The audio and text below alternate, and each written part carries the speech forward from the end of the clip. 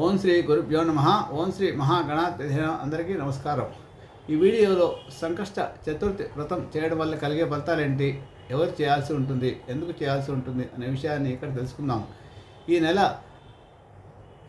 ఈ మాఘమాసంలో పౌర్ణమి తర్వాత వచ్చే 4వ రోజును సంకష్ట చతుర్థి అంటారు. ఈ సంకష్ట చతుర్థి ప్రతి నెల కూడా పౌర్ణమి తర్వాత చవితి రోజు సాయంకాలంలో ఉన్న సమయంలోనే ఈ సంకష్ట చతుర్థి వ్రతాన్ని చేయాల్సి ఉంటుంది.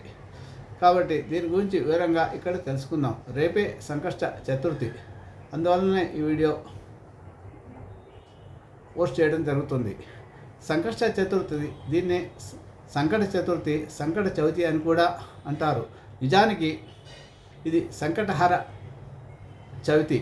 గణపతికి సంబంధించిన ఈ చతుర్థిని ఆలంబనంగా చేసుకొని చేసే వ్రతాన్ని సంకట వ్రతం, సంకటహర వ్రతం అని అంటారు. ప్రతి మాసం కృష్ణపక్షంలో అంటే పౌర్ణమి తర్వాత 3-4 రోజుల్లో చవితి వస్తుంది. ప్రదోషకాలం అంటే సూర్యాస్తమ సమయంలో చవితి ఎప్పుడు ఉంటుందో ఆ రోజు సంకష్ట చవితిగా లెక్కలోకి తీసుకొని పరిగణించాలి. 2 రోజులు ప్రదోష సమయంలో చవితి ఉండటం సాధారణంగా జరగదు.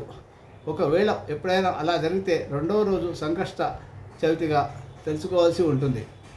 ఇక పోతే సాధారణంగా ఎక్కువ క్యాలెండర్లోనూ పంచాంగాల్లోనూ సంకష్ట చతుర్థి తెలియజేయబడి ఉంటుంది. ఈ వ్రతం ఆచరిస్తే జరగని పనులంటూ ఏది ఉండదు.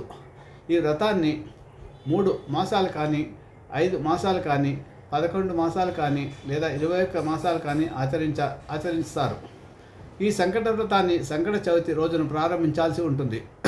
ప్రారంభించే రోజున స్నానానంతరం గణపతిని పూజించి తర్వాత ఎరుపు లేదా తెలుపు జాకెట్ పీస్ కానీ, సుమారు 1/2 మీటర్ చదరం గల ఎరుపు లేదా తెలుపు రంగు గల కాటన్ గుడ్డను కానీ తీసుకొని గణపతి ముందుంచి దానికి పసుపు పెట్టి చిటికెడు కుంకుమ వేసి స్వామిని మనసులో తలుచుకొని, మనసులో ఉన్న మీ యొక్క సమస్యను కానీ కోరికను కానీ మనసారా స్వామికి మనస్ఫూర్తిగా తెలియజేసి 3 దోసిళ్ళు గుప్పిళ్ళు బియ్యాన్ని అందులో పోయాల్సి ఉంటుంది.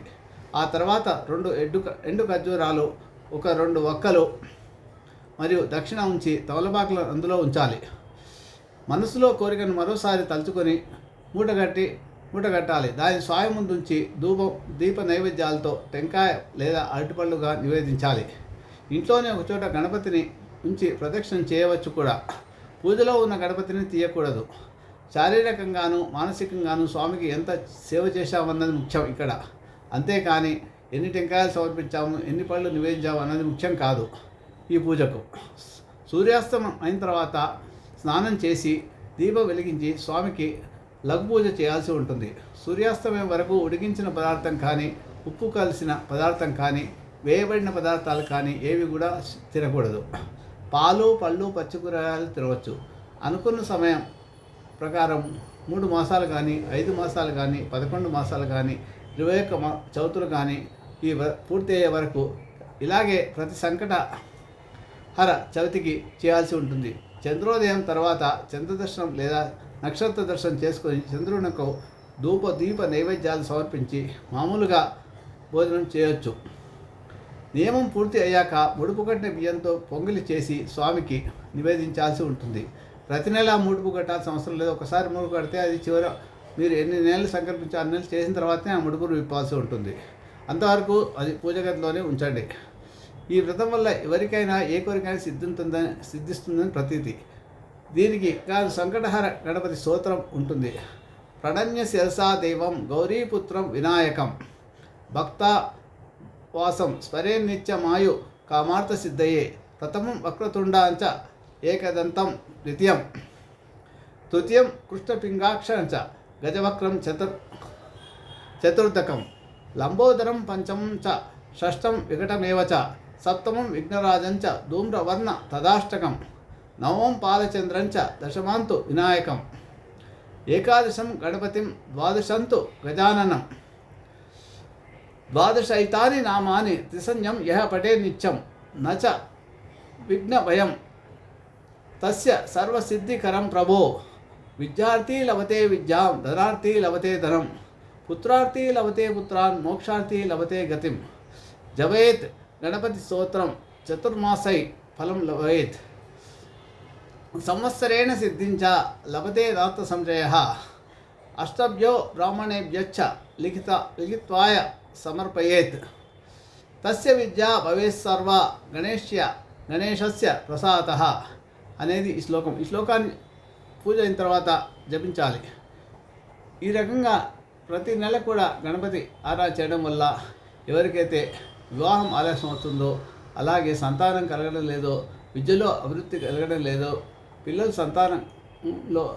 సంతానం ఉన్నా సరే ఆ సంతానం వృద్ధిలోకి రావడం లేదో, ఉద్యోగ ప్రయత్నాలు చేస్తే ఉద్యోగం రావడం లేదు, ఎన్నిసార్లు ఇంటర్వ్యూలకు వెళ్ళినా కూడా చివరికి ఇంటర్వ్యూ అన్నిన తర్వాత చివరి ఇంటర్వ్యూలో మీకు సెలెక్షన్ రాకుండా ఉంటుందో, అలాగే వృత్తి ఉద్యోగాల్లో అభివృద్ధి లేకపోవడం, వ్యాపారాల్లో నష్టాలు రావడం, వ్యాపారంలో వృద్ధి లేకపోవడం, ఏ వ్యాపారం చేసినా నష్టం కలగడం, ఇలాంటివన్నీ ఎలాంటి సమస్య, అనారోగ్య సమస్యలు ముఖ్యంగా ఏదైనా అనారోగ్య సమస్య ఉన్నా కూడా అలాంటి సమస్యలన్నింటినీ కూడా ఈ సంకటహార చతుర్థి చాలా ఉపయోగపడుతుంది. ముఖ్యంగా వివాహాలకు, విద్యకు, ఉన్నత విద్యకు చాలా ఎక్కువగా ఈ వ్రతాన్ని పాటిస్తారు.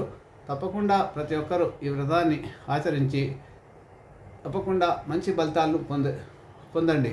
అలాగే ప్రతి బుధవారం నాడు కూడా గణపతికి గరికతో పూజ ఆరాధించండి. ప్రతిరోజు కూడా ఓం గం ఐం గణపతేన అనే మంత్రాన్ని జపం చేయడం వల్ల కూడా మంచి ఫలితాలు లభిస్తాయి. ముఖ్యంగా విద్యార్థులు విద్యలో రాణించలేకపోతే, మతిమరుపు ఉండేవాళ్ళు, విద్య ఏది చదివినా జ్ఞాపకం ఉండలేని వాళ్ళు ఒక సంవత్సరం పాటు ఓం గం ఐం గణపతేన అనే మంత్రాన్ని కనుక జపించగలిగితే ప్రతిరోజు 108 సార్లు అలాగ సంవత్సరం పాటు జపిస్తే ఎనలేని విద్య అబ్బుతుంది, మంచి జ్ఞాపకశక్తి పెరుగుతుంది, మంచి తెలివితేటలు అభివృద్ధి జరుగుతాయన్నమాట. ఇది నమ్మకంతో భక్తితో చేయండి. అయితే దీనికి గాను ప్రతిరోజు ప్రతి గణపతికి మట్టి ప్రమిదలో దీపం, కొబ్బరి నూనెతో దీపం వెలిగించాలి. కొబ్బరి అటుకులు బలంగా ప్రసాదంగా సమర్పించండి. ఓం గం ఐం గణపతైన మంత్రాన్ని 108 సార్లు జపం చేయండి. ఇలాగ చేయడం వల్ల గరికతో బుధవారం రోజు పూజించండి. రోజు గరిక దొరికితే లభిస్తే రోజు ఒక గరికను, ఒక 8 గరికలు కానీ, 6 గరికలు కానీ, 9 గరికలు కానీ, ఏవైనా కొంత గరికను గణపతికి సమర్పించి నమస్కారం చేసుకోండి. మనసులో కోరికను తోచుకొని ఓం గం ఐం గణపతైన మంత్రాన్ని జపం చేయడం వల్ల మంచి జ్ఞాపక శక్తి లభించడమే కాక చదువులో మతిమరుపు పోవడము, మంచి విద్యలో రాణించడం జరుగుతుంది. శుభమస్తు.